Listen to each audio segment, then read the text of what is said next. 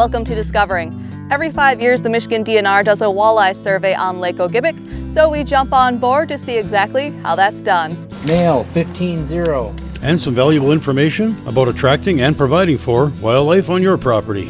And we'll check out Race Driven's second annual Female Ride Day. So sit back and relax. It's Monday night, and it's time for Discovering. The secret streams that flow beneath the cliffs of colored stone. Forest thick and healthy with birch and pine and oak. Surrounded by the greatest lakes this world has ever known.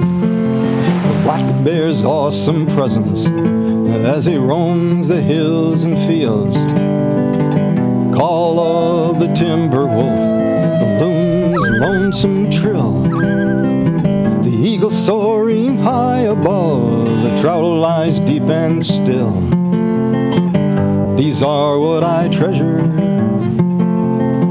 the only way I measure feelings that I have for this fine land. There is so much to discover when you're a long-time lover of northern Michigan.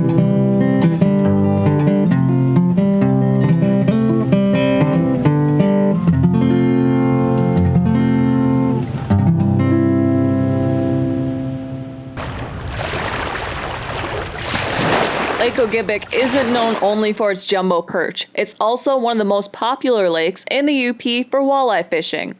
Lake Gogebic is the largest inland lake in the UP. It covers 13,380 surface acres with 36 miles of shoreline and a maximum depth of 38 feet with an average depth of 17.5 feet.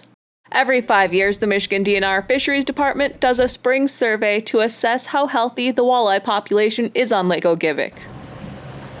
This year, the ice didn't go out of the lake until the evening of Friday, May 6th, and the fishery techs set the nets out right away that Saturday. I joined one of the crews the next morning for the first day of pulling the nets.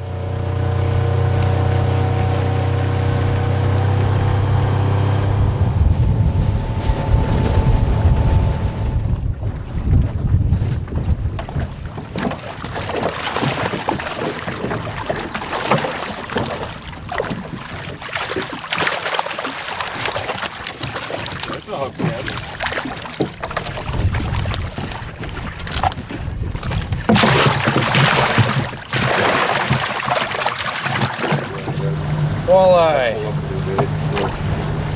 Female. 17.5. Male. 15.8.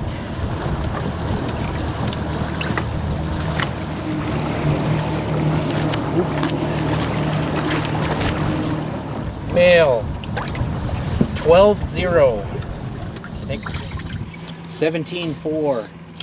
So what Kyle's doing, he's clipping the dorsal fins. We use that as an age and growth sample. It's also a mark. I get the dirty job.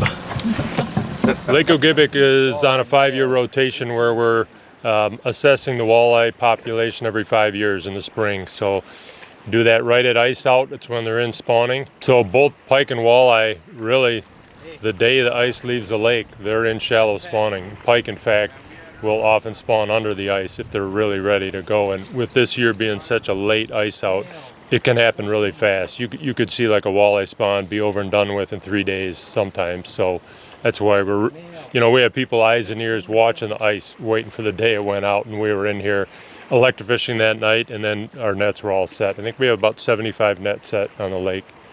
We try to target these fish when they're most vulnerable, because no matter what we do, it's a subsample. We can't catch them all. It's a big world out there. Even with our fancy gear, we can't catch all these fish. So we try to do it when it's the most successful and we can be effective. Well, how long was she? 35? 30.5. And essentially what we're doing is what we call a mark and recapture population estimate. We handle the fish, we give them a mark, which in this case is a fin clip. Release them, they mix with all the other walleyes that we didn't capture. And then we do electrofishing of the entire shoreline to get our second sample, and you're basically looking at the proportion of the population that you marked. 19.1. And we also take fin clips for age and growth. We can determine how fast they're growing. We can assess mortality rates as well. 15.8. So that's what we're looking for on a recap right there. So you can see that the dorsal fin's been clipped already. The way we do it, the fish's fin ray is like your fingers. These are all fin rays. We cut them off, flat with the back, look at them, and they look like the trunk of a tree. In the winter, the fish isn't growing, so it puts down a clear band. And we can simply count the bands and see how many years that fish was alive. So you might ask, well, why do you care how old the fish is? Well, first, we can find out if there's a lot of year classes, we know exploitation rates are low. We can find out how fast they're growing. If they're growing well, there's a lot of food for them. If they're growing poorly, they're competing for food. So we can get a lot of biological information. It gives us the trend for the lake, how healthy the population is, and make some of our management decisions.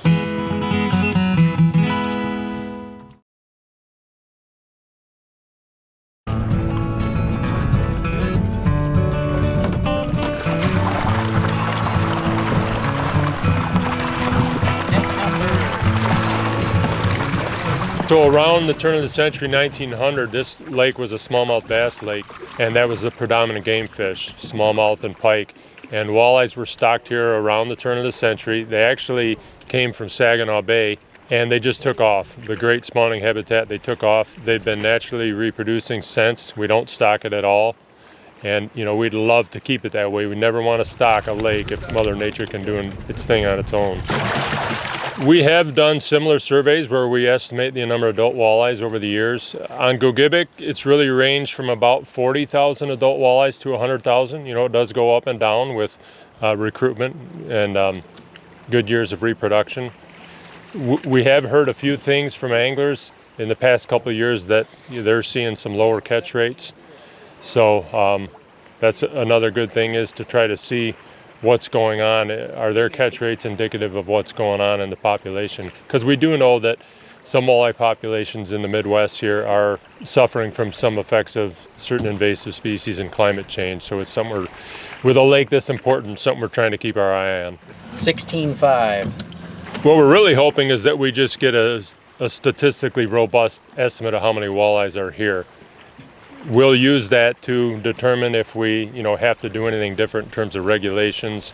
We also use it for cooperatively managing with the Native American tribes and setting harvest limits on how many walleyes can be sustainably taken. So this past year, we just returned to the 15-inch minimum size limit for Gogebic, and it's a 5-fish daily possession. We previously had allowed 2 walleyes in the daily possession limit to be 13 inches, and that was in response to a bunch of good year classes and an abundance of small fish that anglers were seeing and wanted to take advantage of. So we had that in place for several years, went back to the 15-inch, and who knows for the future. We'll have to work up these data and see if really any changes are needed. Male, 18.0. Male, 16.4. Male, 13.6. So we use a tally system, and every fish is measured to the nearest tenth of an inch. And they'll be identified on our paperwork as to male and female. We know how many of those fish are marked versus unmarked. And using algebra, surprisingly enough, we'll find out exactly what our estimate is, what the population is. Explaining science and algebra to a person who spends most of her time operating a video camera is a little difficult. So I had to ask Mark one more time to explain how they get this population estimate. We use our nets to mark the fish. We'll pull our nets, wait 24 hours, and then we use a boom shocker and we shock the entire shoreline of the lake. We'll look at the ratio of marked versus unmarked fish to determine the population estimate. For example, if we marked 1,000 fish and we do our recapture run and 25% of the fish are recaptured, our estimate would assume that the population is 4,000 fish. So that's how the math works. 15.4. We'll mark fish every day, but before we do our recapture run, we want to have 30 to 50% of the population of fish marked, or we want to do the recapture rate at the peak of the spawning event, so we get a lot of contribution from males and females both. So 30 to 50% marking or the peak of the run will trigger our pulling of the nets, going in and doing our recapture with the boom shockers. I love this world, you know. I mean, this is my game. We'll have our population estimate developed probably within a couple weeks after the survey is done, just get that data entered. But in terms of aging the fish, we generally do that over winter. So our technicians are working all summer and into the fall on surveys, and they won't get a chance to age fish usually until the winter. So then we'll get the age and growth and mortality estimates in the winter to really complete the picture. I'll talk with the DNR later in the summer to find out the results of this survey.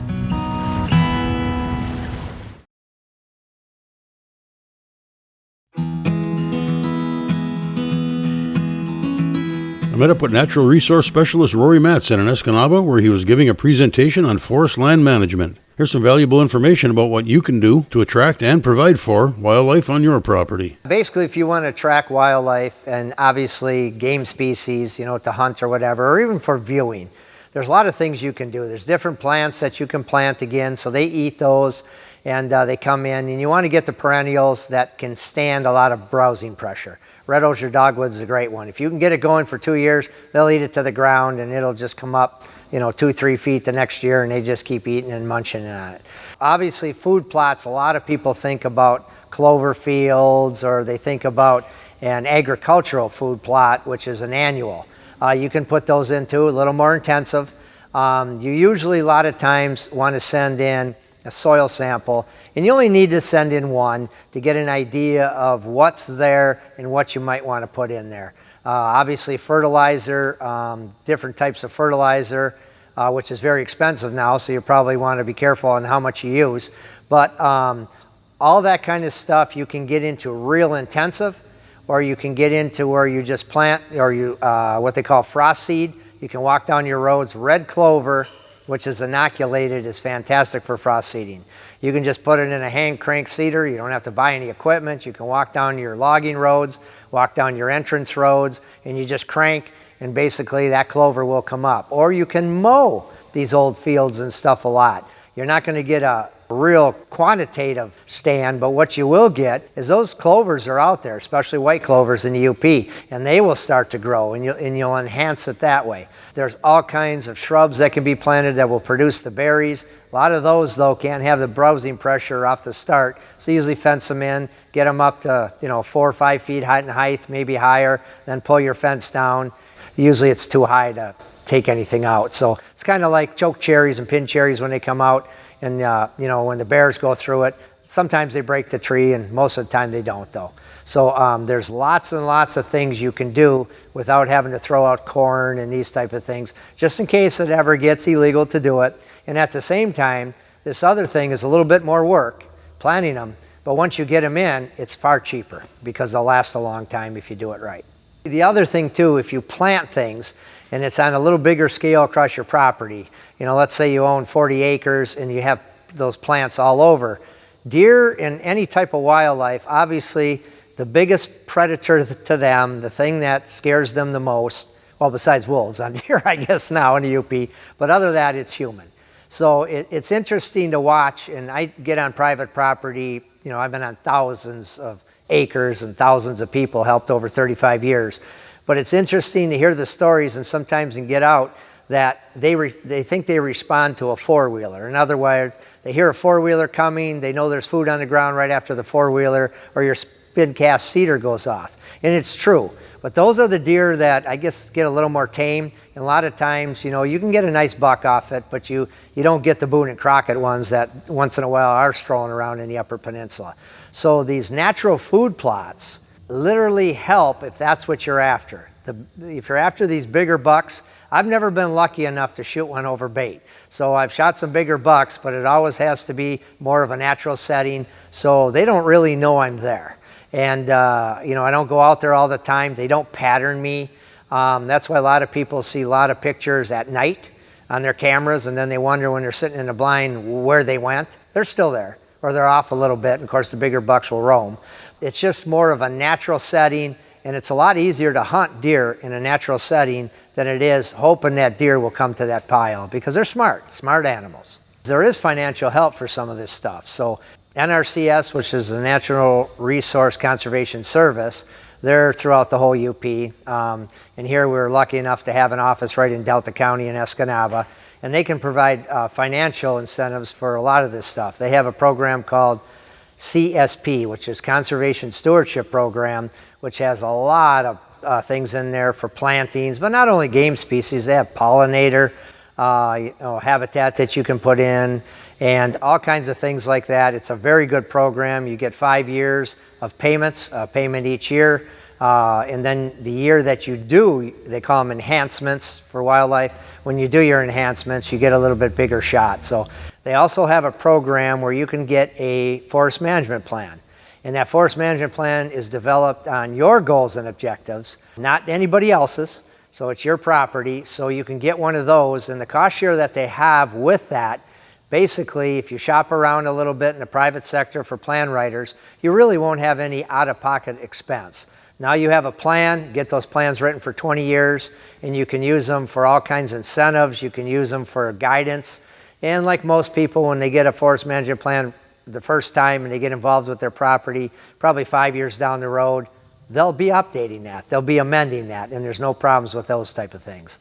And if you're interested in doing this, I think the quickest way and the most direct way, get a hold of your local conservation district. Ask them if they have an individual who comes out on forested land, ag land, whatever it is you're looking for, just to come out for a site visit and get them out there. And then start talking about all these things. So I would call your local conservation district, especially if you're in the UP, and just have them help you out, and I'm sure they will.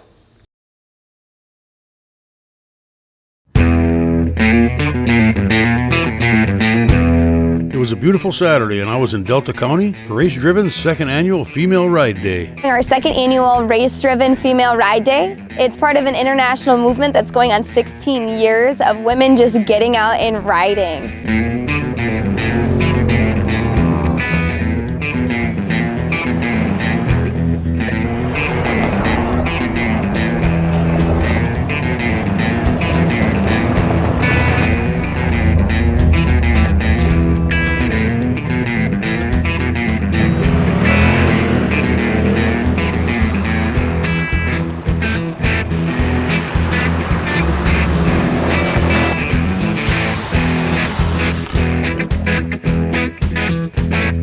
We have a bunch of side-by-sides, four-wheelers. We're gonna do the Perrinville Loop today. We're gonna hit a couple bars, restaurants, and come on back here for a little shindig afterwards.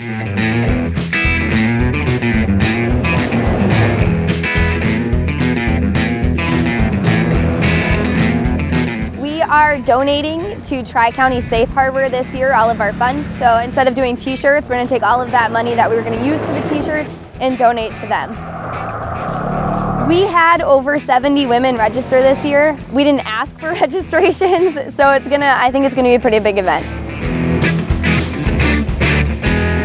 I mean, it's ladies' ride, it's fun, and it was rainy and miserable last week, and this year it's gonna be perfect. A lot of fun, good ladies, good group, good time.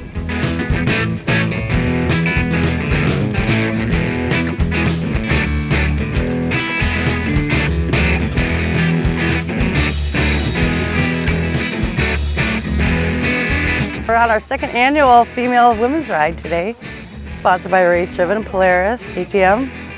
Just gonna have a great day, wonderful weather this year, a little rainy last year, so we're excited to go and enjoy some women time.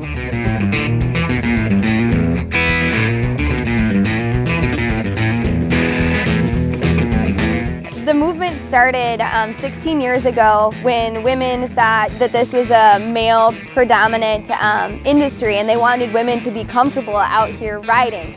So what they started doing is they actually started on motorcycles and they started a motorcycle movement. Well, that moved into dirt bikes, which moved into side-by-sides, and here we are today having our second annual ride with that. The movement that we've been doing is we've been teaching women how to hook up a trailer the proper way, how to load and make sure the weight's evenly distributed, and just build their confidence to know that they can do this by themselves, and hopefully it passes on to the next generation.